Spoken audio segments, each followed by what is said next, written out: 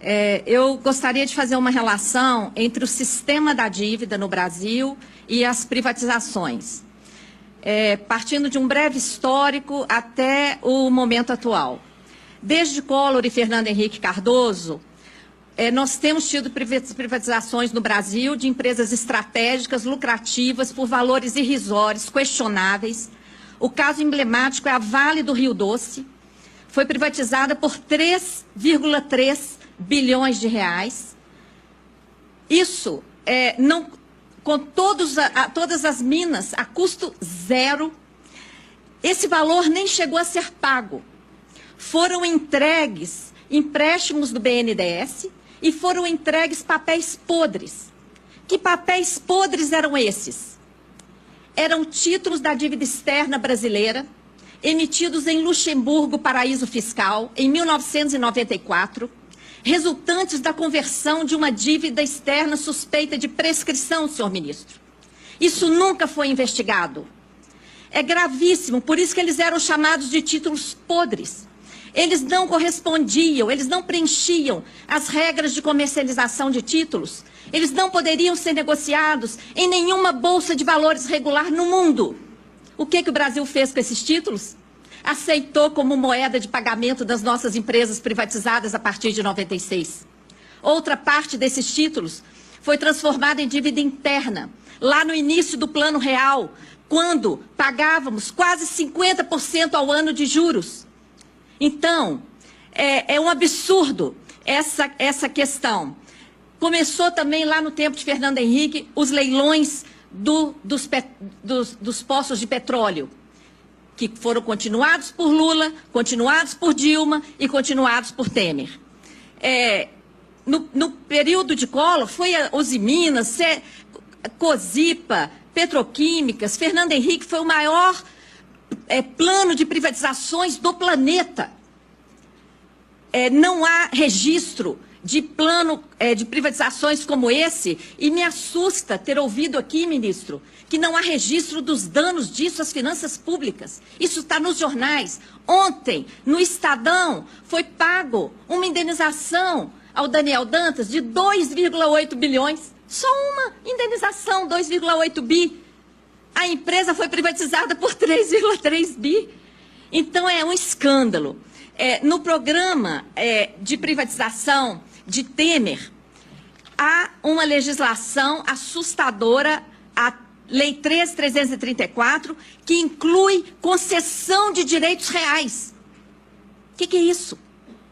Nós estamos assistindo a uma privatização da gigante Eletrobras, das distribuidoras, que algumas delas já foram inclusive leiloadas, de ativos da Petrobras, de dezenas de empresas públicas rodovias. Prosseguem os leilões de petróleo.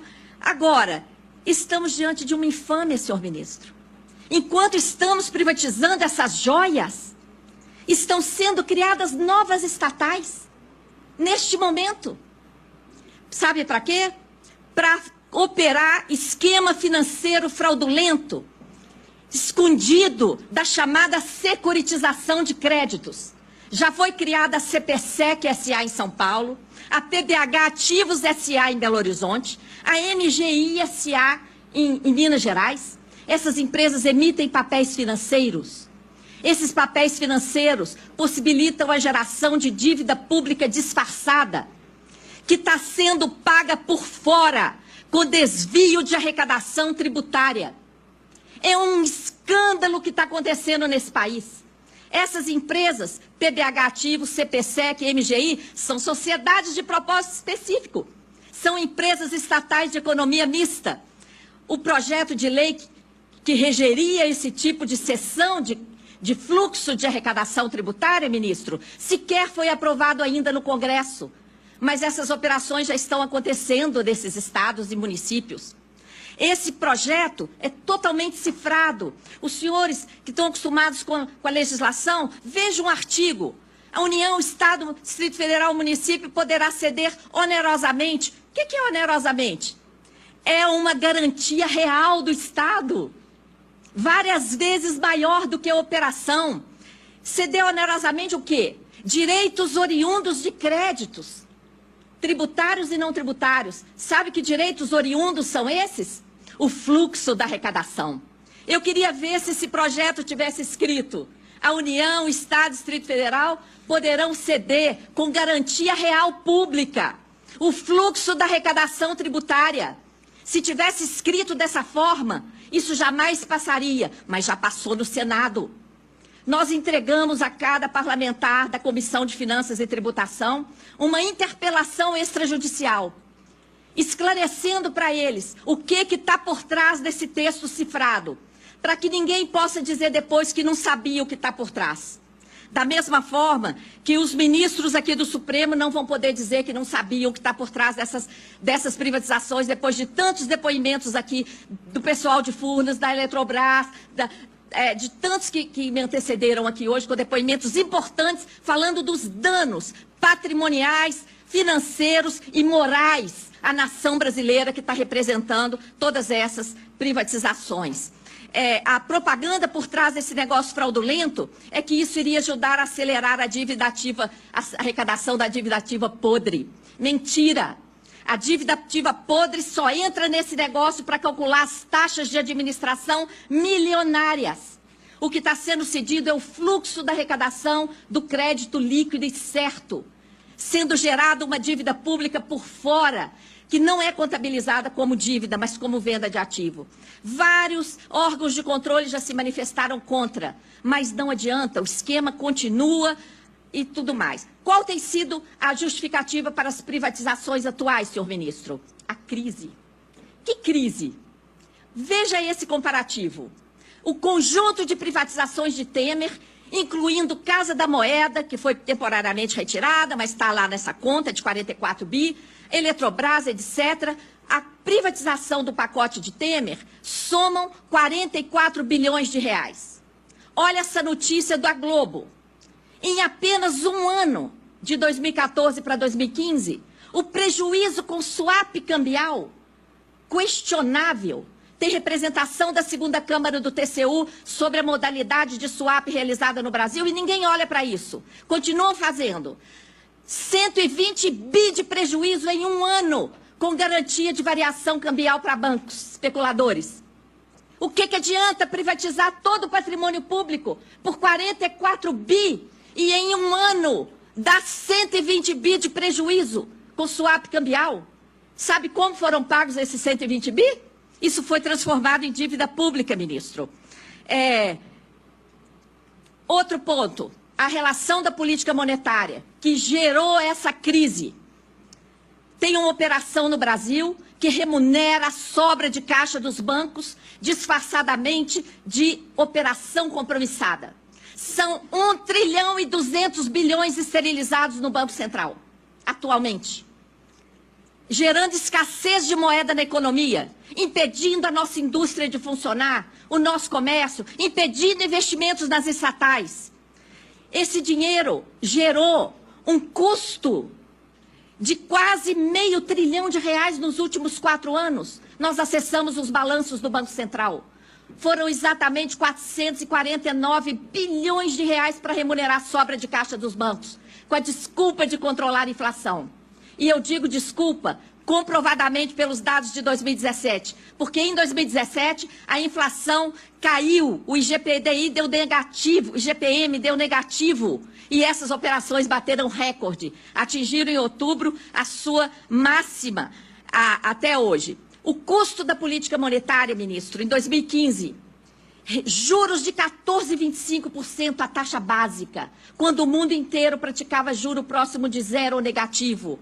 Prejuízo de swap, que eu já falei, emissão excessiva de títulos para formar colchão de liquidez, remuneração da sobra de caixa dos bancos, um escândalo que existe no Brasil, remuneração de juros, como se fosse amortização, ferindo a regra de ouro constitucional do artigo 67, inciso 3, gerando dívida para pagar juros, que é despesa corrente. Tudo isso fez a dívida interna crescer 732 bilhões em 11 meses de 2015. Foi isso que jogou o Brasil na crise. E aí, depois a dívida cresceu nesse período, 732 bi, não é? Mas os investimentos foram só 9. Isso jogou o Brasil na crise, não é? E aí, depois da crise, eu vou procurar concluir. Depois da crise, aí vem as medidas para justificar a crise.